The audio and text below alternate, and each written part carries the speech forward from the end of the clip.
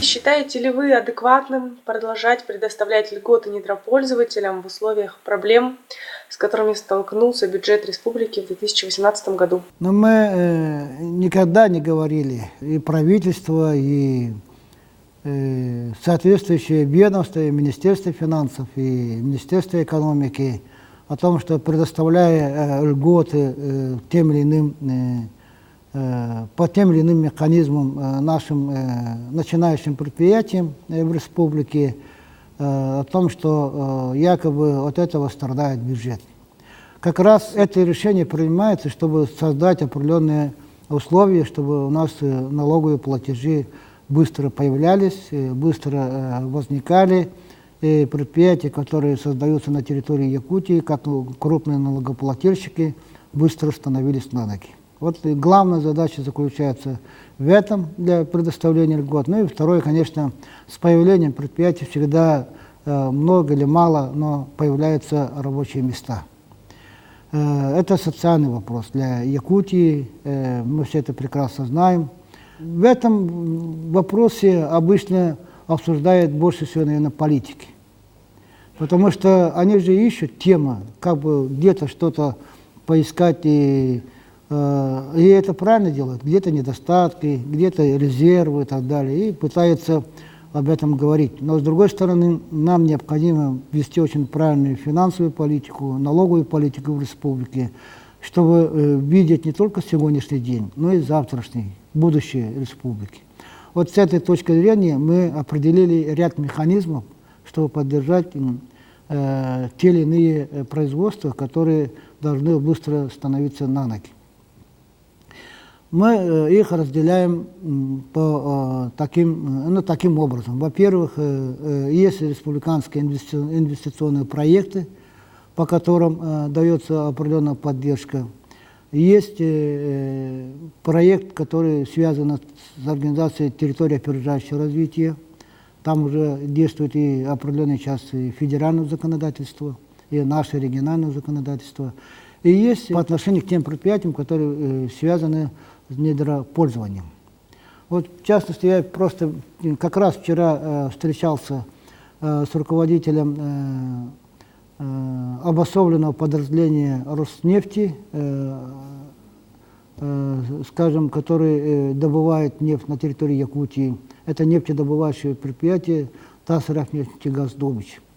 Вот для таких предприятий, например, мы тоже можем предоставить определенные льготы, налог на прибыль, например, да, и при этом мы ставим условия, твердые условия. Если такое предприятие хочет развиваться по добыче нефти, то мы говорим, во-первых, это предприятие должно быть зарегистрировано на территории Якутии. Оно не должно быть непосредственным частью, подразделением простым крупной нефтяной компании. В этом случае мы понимаем, что он больше входит в баланс не свой собственный, а именно крупной компании. И там искать достаточно сложно. Он не должен входить именно в группу консолидированных налогоплательщиков. Это второе условие. Третье, мы считаем, что это обособленное подразделение должно платить налоги только в Якутии. Основные по закону. В этом случае мы идем навстречу и говорим, вот мы в течение 3-5 лет предоставляем льготы. Вот Тасрахнефтегаздобыч сказали, что они условия наши выполняют. Мы тогда в этом случае предоставляем свои льготы, требуем еще определенного объема. Первый год это 1 миллион тонн нефтедобычи, через 3 года еще определенный объем, и а льготы даем в течение 3-5 лет. Тасрахнефтегаздобыч сегодня берет на себя обязательство через 3 года выйти на 5 миллионов тонн добычи нефти. И потом уже переходит как полнокровный налогоплательщик. Это же нам хорошо, это нам выгодно. Они вот за эти годы должны выходить на годовой, за эти годы они должны выходить на 21 миллиард рублей налогов. они вот первые годы, конечно, получат определенный объем налоговых льгот, но разница вот эта, она очень большая. То есть мы быстро предоставляем, если мы льготы даем, это деньги, которые высвобождаются определенной частью от налогов, они реинвестируют на развитие производства. А для нас, для Якутии это очень важно.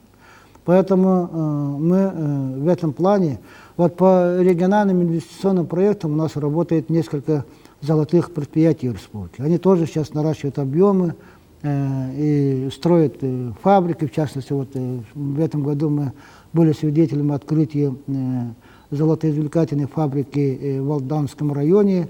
Компания «Селигдар», это работает по республиканской инвестиционной программе. Очень важно. Тут, если бы этого не было, этой фабрики мы не видели бы.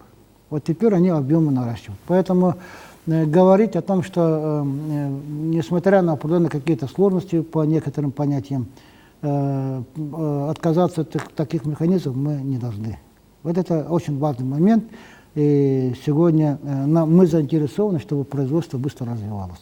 А здесь нужна определенная, конечно, поддержка со стороны республики. Что и мы делаем.